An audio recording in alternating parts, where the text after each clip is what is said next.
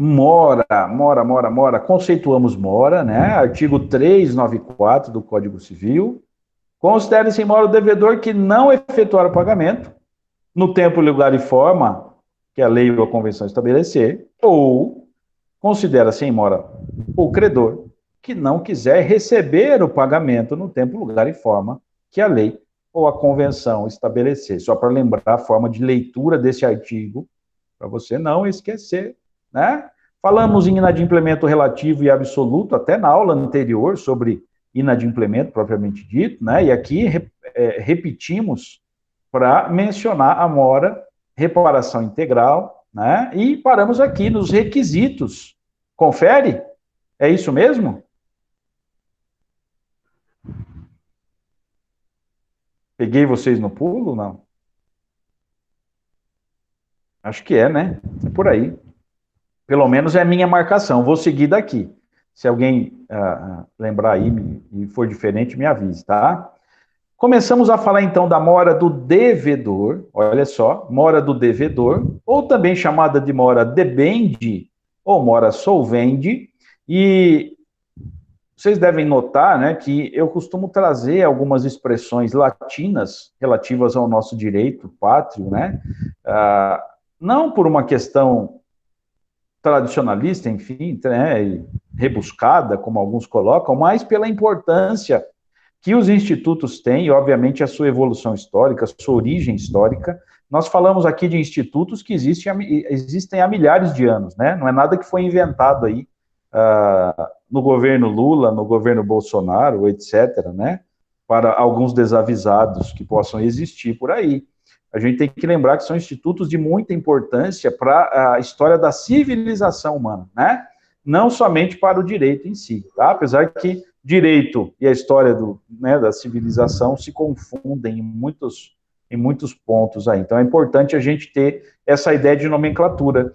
Mora debende ou mora solvende, claro que eu estou sempre me relacionando aqui à figura do devedor, e faço questão de destacar, porque dependendo da doutrina que você utilizar para o seu estudo, né, esse autor pode utilizar esses outros termos aí, você precisa saber, né? E claro, às vezes o professor, né, tá naquele dia de animação, ele fala, hoje eu vou falar em mora debende, não mora do devedor. Eu vou falar mora solvente, não mora do devedor.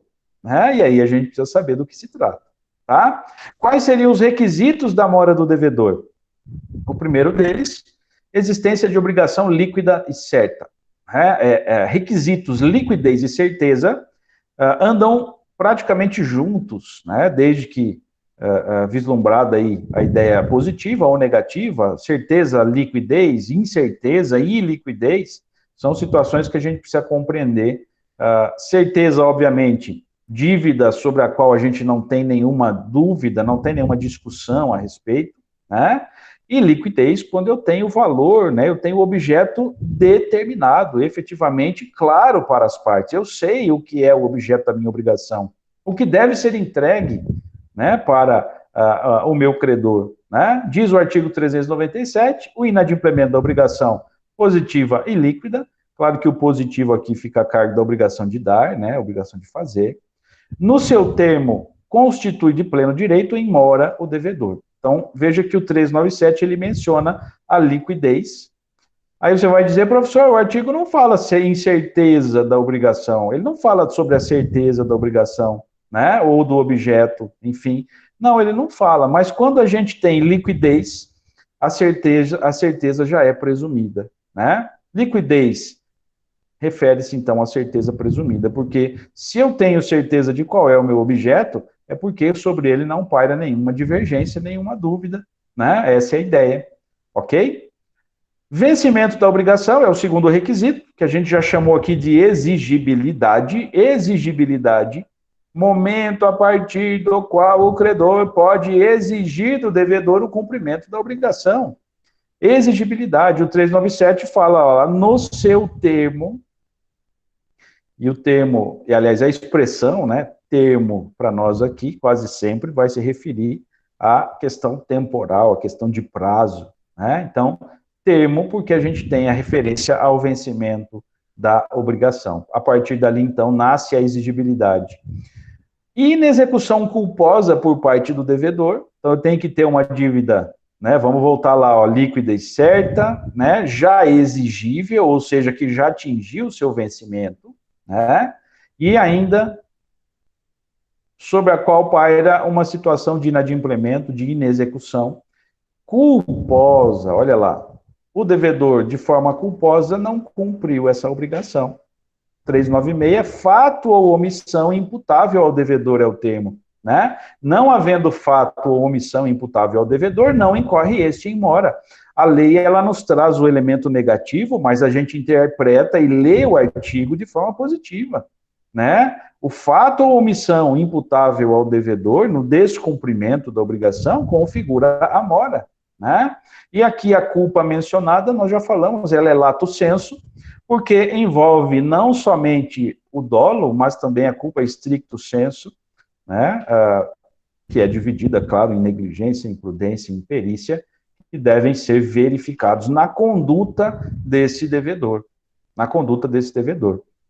E nesse momento, eu faço questão de citar para vocês um dos autores aqui de Direito Civil, que pautou o meu estudo na graduação de Direito, que é o professor Caio Mário da Silva Pereira, né? Tenho algumas obras dele ainda guardadas lá, e que, assim, apesar, né, de uma linguagem bem pesada, vamos dizer assim, bem técnica, jurídica, que dificulta, né, para os alunos dos primeiros anos até compreender a fala desse professor, mas, assim, de uma clareza, de uma...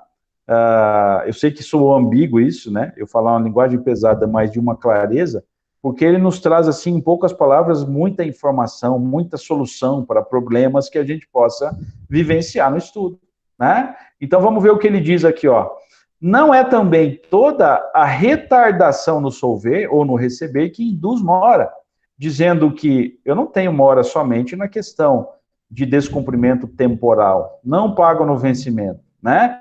Algo mais é exigido na sua caracterização.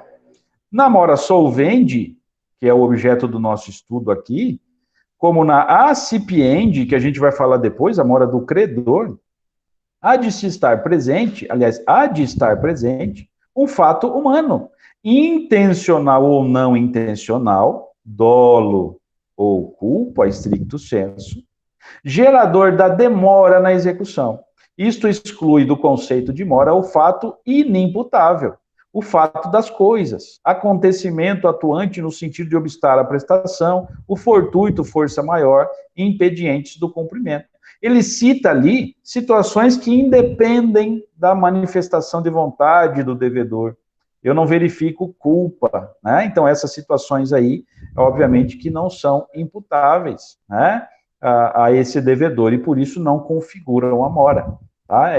Até mencionamos lá no inadimplemento essa questão que a gente deve considerar. Tá? Depois, a interpelação judicial ou extrajudicial do devedor, se a dívida não é a termo, com data certa. E a questão do vencimento que a gente já mencionou. Quando eu tenho vencimento determinado, tranquilo, a obrigação, né, já está ali estabelecido o vencimento, já se sabe qual é o momento a partir do qual se tem a exigibilidade. Agora, aquelas dívidas, né, o famoso vou pagar quando puder, né, e o credor concorda, obviamente que ela depende de uma interpelação, seja extra ou judicial, efetivamente, né, do credor perante o devedor, para constituir o vencimento, para a partir dali determinar a data de vencimento e, consequentemente, né, fazer nascer a exigibilidade. Se eu não tenho vencimento, eu não tenho exigibilidade, eu não posso falar em mora, porque não há inadimplemento, não há como caracterizar o inadimplemento ali, né? É o que diz o parágrafo único do 397, não havendo termo, a mora se constitui mediante interpelação judicial ou extrajudicial. Mas é bom que se entenda, essa interpelação é o ato para a constituição do vencimento, e a partir dali, então, falar em exigibilidade, né? E aí, analisando essa questão do vencimento, a gente vai dividir o estudo da mora nesse momento em mora ex re e mora ex persona. Mora ex re e mora ex persona. A primeira, mora ex re, se origina da coisa, por isso re, né, de res, coisa. do objeto da prestação obrigacional. O inadimplemento de obrigação com termo de vencimento constitui, vencimento certo, desculpem, constitui de pleno direito em mora o devedor. Porque eu já tenho um vencimento determinado. Dies interpellat pro homine. Olha aí, mais um brocaido latino. O tempo interpela em lugar do credor. Eu não preciso de uma manifestação do credor quando eu já tenho o vencimento estipulado. O tempo é que vai ser o suficiente ali para constituir esse devedor em mora. Ok? Isso é o que a gente quer dizer aqui nesse momento. A sua Constituição já está prevista em lei. É simples. Eu só espero atingir o vencimento para, a partir dali, se não houver o cumprimento da obrigação pelo devedor, constituí-lo em mora. Simples. Né? E aqui os artigos que fundamentam, né? Nas obrigações negativas, o devedor é havido por inadimplente desde o dia que executou o ato que se devia abster. Aqui é a obrigação de não fazer, claro, né? Negativa. No 397, o inadimplemento da obrigação positiva e líquida no seu termo. Lemos já esse artigo, né? Trata do vencimento, constitui de pleno direito em mora o devedor. E o 398, que fala aqui, ó, nas obrigações provenientes de ato ilícito, considera-se o devedor em mora desde que praticou o ato ilícito. E aqui a gente fala, por exemplo, na questão indenizatória, né? O ato ilícito causador de dano é passível de indenização, né? A gente aplica o conceito da responsabilidade civil, mas o vencimento dessa obrigação é a partir da prática do ato ilícito, né? Dirigir veículo automotor sem a devida habilitação para tal, né? Ato ilícito. Não tem contrato estabelecendo isso, tem a lei. E se eu descumpro a lei ali nesse caso, eu estou cometendo um ato ilícito que pode ou não ser danoso, mas não me interessa. Uma vez que eu descumpro, aliás, cumpro um ato ilícito, pratico o ato ilícito, né? Estou descumprindo a lei, e a partir desse momento surge para mim a mora, né? É claro que essa mora, né, a gente vai verificar ela na prática como causadora de efeitos ou não, de acordo com as consequências.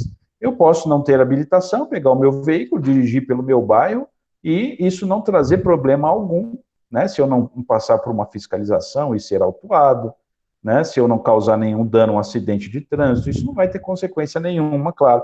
Mas se for, se causar, se houver, né, a gente tem a mora a partir do momento em que pratico esse ato ilícito, então. Tá ok? De outro lado, a mora ex persona é aquela onde a gente não tem o vencimento determinado. E aqui já me adianto até, aqui eu dependo de uma ação do credor. Por isso, persona, depende da ação da pessoa, do credor. A ex re, não. O objeto já está determinado, o vencimento também, é só esperar o transcorrer do tempo para que haja, né, a exigibilidade, o inadimplemento e assim por diante. Agora, aqui não, aqui eu não tenho vencimento, eu preciso da providência do credor. Olha lá embaixo. O inadimplemento de obrigação sem termo de vencimento definido depende de ato do credor, que deverá interpelar o devedor judicial extrajudicialmente para constituí-la em mora. É o que a gente falou no tópico anterior, né? E a gente só repete aqui para classificar a mora como ex persona. Não havendo prazo assinalado, começa a mora desde a interpelação, notificação, protesto. Seja aquele simples exemplo de que quando você empresta lá R$1.000 para o seu amigo, amigão, que você confia e sabe que ele vai te pagar, ou muitas vezes a amizade é tão grande que você nem se preocupa se vai haver a devolução desse valor.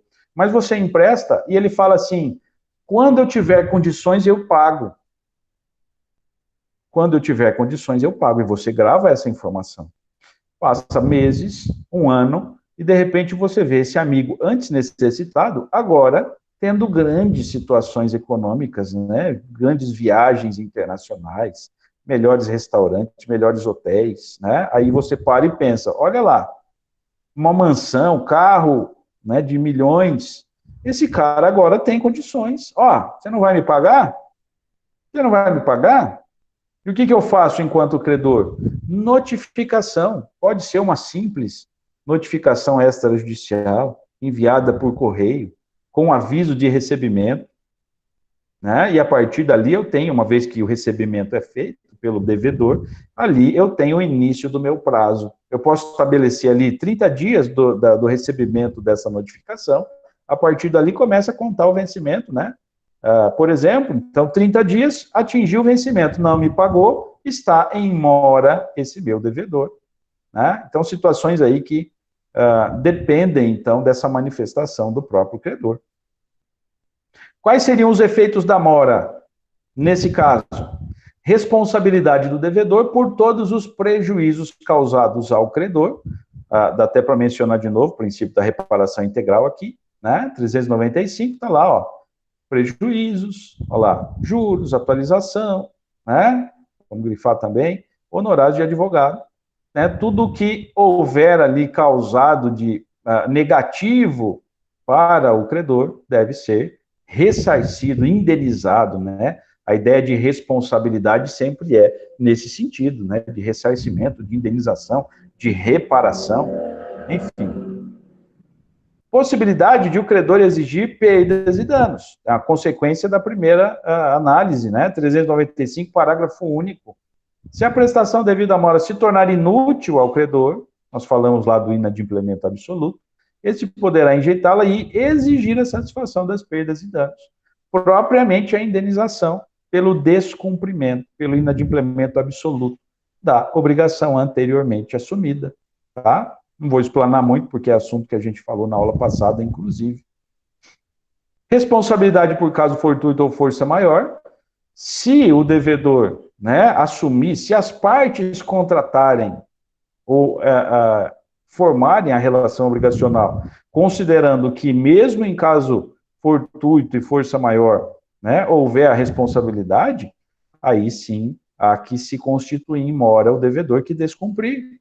Né? Diz o 393, ela não responde em caso fortuito e força maior. Aí está a vírgula que a gente considera se expressamente não se houver por eles responsabilizado. Se constar do termo do documento que responsabiliza-se mesmo em caso fortuito e força maior, tem que responder.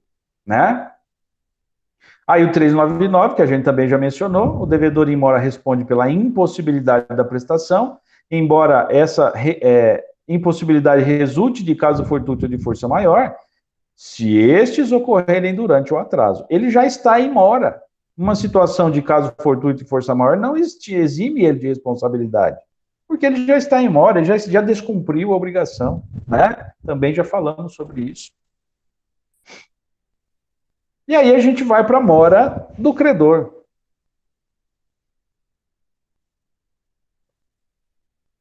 Também conhecida como mora acipiendi ou mora credendi, né, como vimos até no texto do professor Caio Mário, agora há pouco.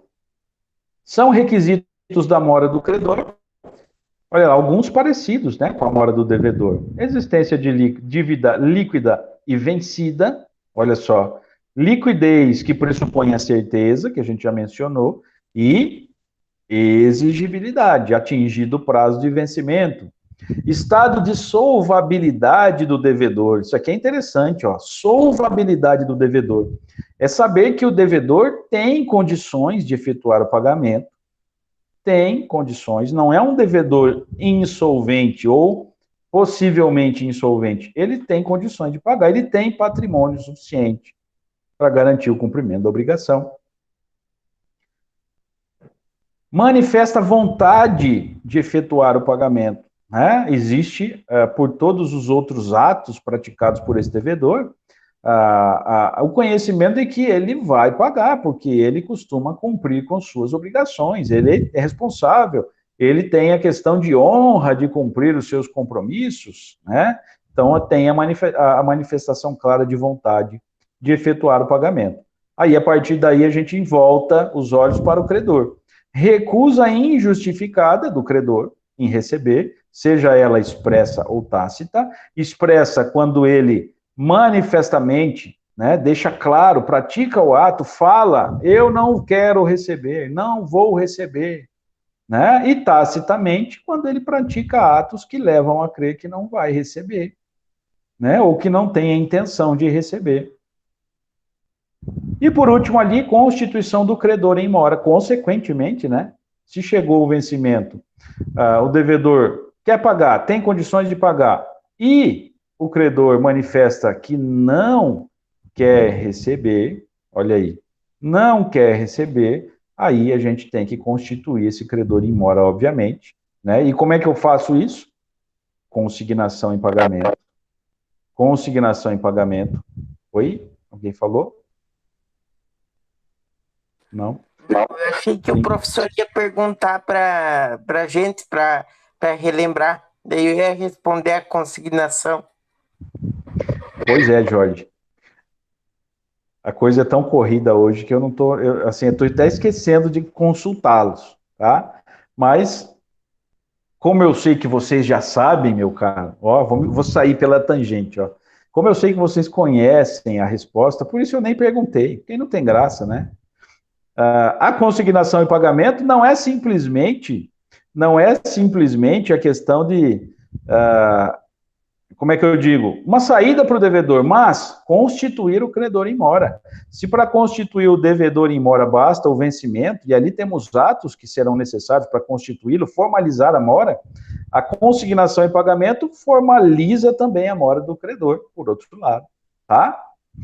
E aí os efeitos dessa mora do credor? Artigo 400 do Código Civil subtrai o devedor isento de dolo a responsabilidade pela conservação da coisa, né? Olha lá, o credor não recebe, não comparece para receber o objeto, né? E a partir dali, esse objeto dependa de uma conservação, um ato por parte daquele possuidor, detentor, né? É como se o devedor, a partir dali, passe a não ter mais responsabilidade de conservação. Né? Deveria o credor vir buscar o objeto, por exemplo, e não veio, a partir dali, essa responsabilidade passa a deixar de existir. Obriga o credor a ressarcir as despesas empregadas em conservá-la. Então, por exemplo, o cavalo de corrida que eu comprei, preciso manter ele num estábulo especial, ração especial, cuidador especial, cabeleireiro especial. Né? Isso gera despesa. Então, eu preciso, obviamente, a partir da mora do credor, entender que as despesas que vão continuar sendo geradas, porque eu também não posso abandonar esse cavalo, né? Serão direcionadas ao credor, né? No mínimo, uma ideia de ressarcimento por parte do credor aqui. E sujeita-o a recebê-la pela estimação mais favorável ao devedor. Olha só, se houver uma situação de escolha de valores, etc., né, a partir do momento da mora do credor, né, aí eu volto os olhos para o devedor. Né, ele vai analisar o que é mais favorável para ele nesse momento de avaliação, de escolha. Né, quando a gente fala estimação mais favorável, pode ser uma ideia de valor, né? Utilizar, por exemplo, a entrega do objeto que seja de maior ou menor valor. Então, nesse caso, o que for mais favorável ao devedor, porque a decisão cabe a ele, né? Se o seu valor oscilar entre o dia estabelecido para o pagamento, o dia de sua efetivação, a questão do atraso, né, para receber, pode haver uma diferenciação de valores dessa obrigação, então vou considerar ainda, né, o que for mais favorável ao devedor. Se, por exemplo, na data do vencimento o valor era melhor para o devedor, é mais baixo, né? Eu considero esse dia. Se for no dia, a data futura, por exemplo, da consignação, vou considerar também essa data futura, desde que mais favorável ao devedor. E aqui a gente só descreve melhor, né, tudo isso que eu falei para vocês. E eu trouxe aqui até um exemplo do professor Pablo Stozzi Gagliano, né, que, assim, não dá para dizer, né, gente, que não tem que dá para estudar direito civil hoje sem falar do professor Pablo Stozzi. No ano retrasado, nós tivemos o prazer de ter a presença dele aqui em Toledo, fazendo uma palestra, e, assim, na verdade, ele deixou os alunos espantados com tanto conhecimento, e a gente tem que citar, tem que falar dele, né? Se o devedor, por exemplo, apresentou-se para devolver um touro reprodutor de propriedade do credor, e estando este credor em mora de receber, poderá o devedor providenciar o seu depósito judicial à custa do credor moroso. Olha lá. Não há moroso, né? Mas moroso, porque está em atraso com o cumprimento da obrigação.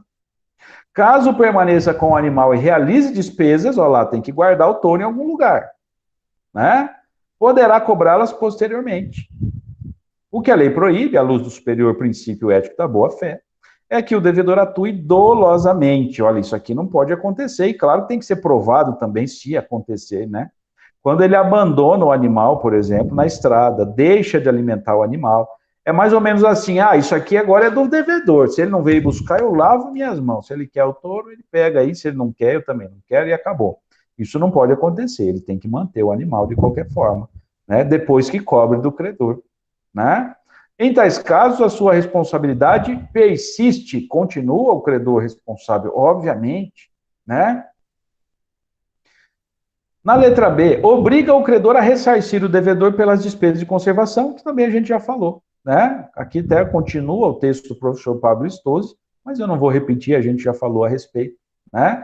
A questão da estimação mais favorável, como também lemos no artigo, se o devedor se obrigou a transferir em virtude de uma compra e venda no dia 15, um touro reprodutor pelo preço de 10 mil, e o credor retardou injustificadamente o recebimento da coisa, somente efetivado no dia 25, quando a cotação do animal atingiu o preço de 12 mil reais, olha a diferença de valores, deverá o referido credor moroso arcar com a diferença pagando o maior valor.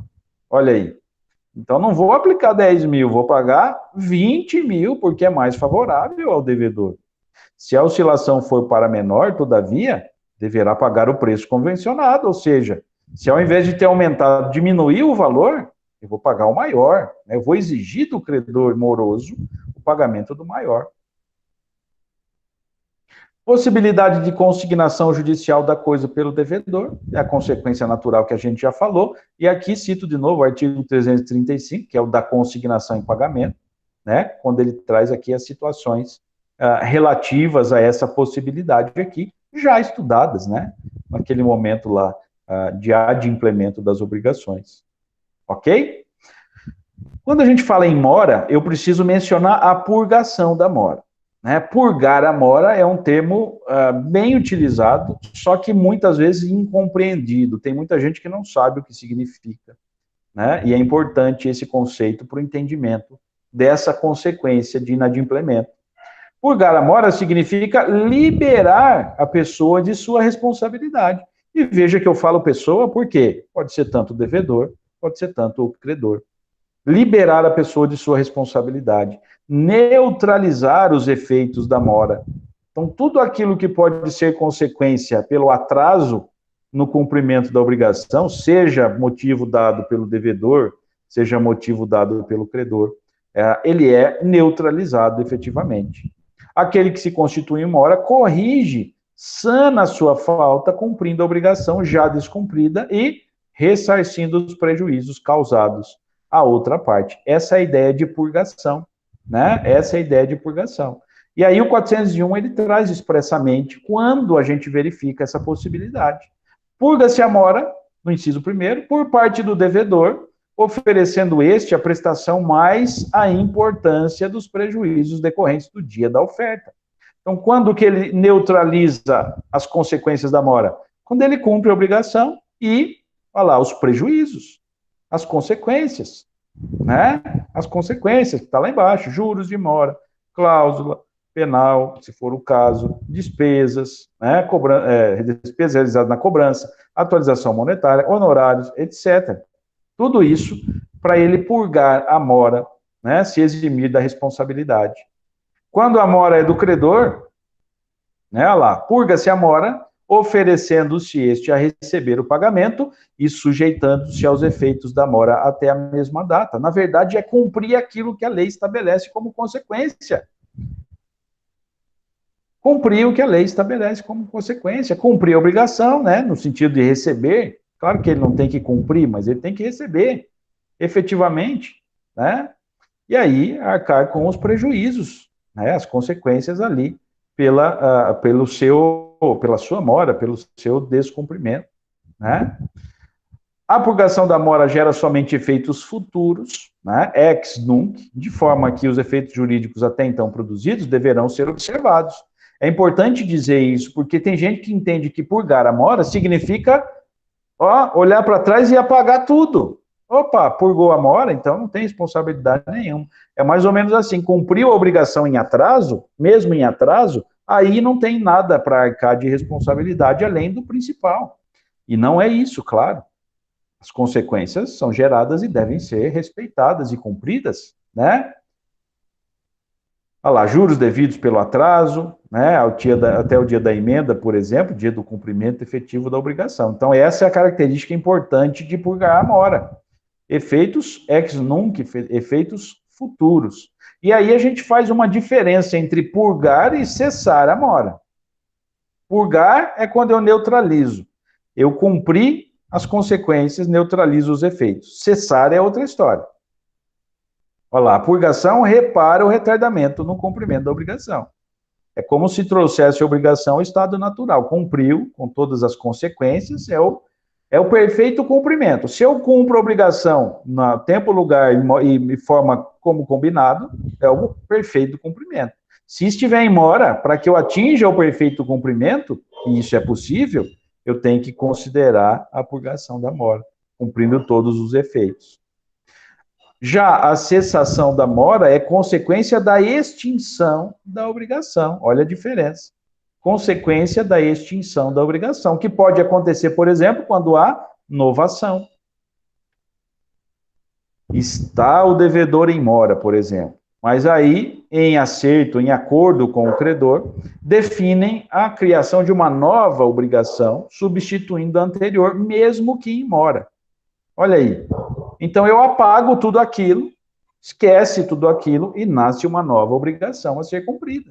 Ou então, por exemplo, uma remissão de dívida. Pode o credor vir remitir a dívida desse seu devedor e, a partir dali, eu não tenho efeitos nenhum, né? Efeitos alguns, vamos dizer assim, né? Com relação à mora. A eficácia, nesse caso, não é ex nunc, não é dali para frente. Ela zera tudo. Ela é ex tunc, ela é retroativa. É como se não tivesse existido mora. E aqui a figura da novação deixa isso claro, porque novação é uma nova obrigação que extingue aquela anteriormente existente. Tá? Então, isso deixa claro essa ideia, né, de o que é cessar e o que é purgar a mora. Na purgação, eu não tenho nada de inovação aqui. É a mesma obrigação sendo cumprida com as consequências da mora. Basicamente isso. A cessação, nova situação. Apaga tudo e é uma situação nova, uma situação diferente. Tá? Olha aí que bom. Terminamos já essa aula.